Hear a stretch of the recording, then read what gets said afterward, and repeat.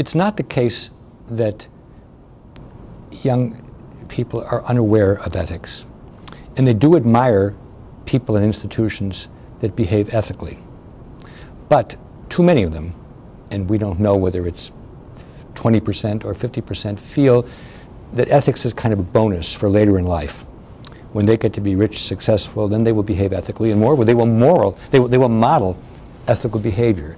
But what we find over and over again, not only in our studies, but in the classes which we're now teaching with young people, is a feeling that everybody else is cutting corners.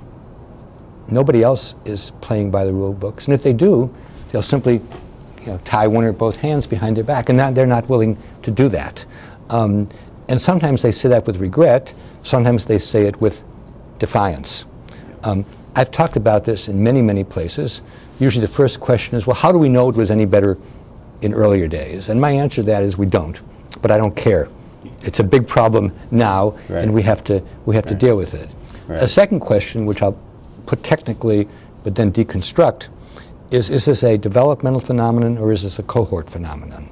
Developmental means that that most young people at a certain age, to be challenging, will say, well, why do you believe this? What's the purpose? Why shouldn't I just be for myself? In which case, as the saying goes, this too will pass. What I fear, and I think you have the same fear, is that it may be a cohort phenomenon.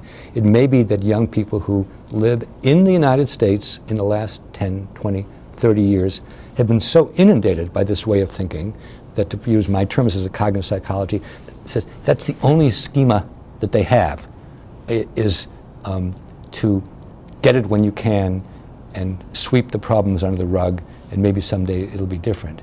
If that's the case, then that's a very, very troubling state of affairs. This excerpt is brought to you by the Massachusetts School of Law, the leader of reform in legal education and a leader in multimedia education for the public. To view the full interview and for a full listing of MSL's programs, log on to mslaw.edu.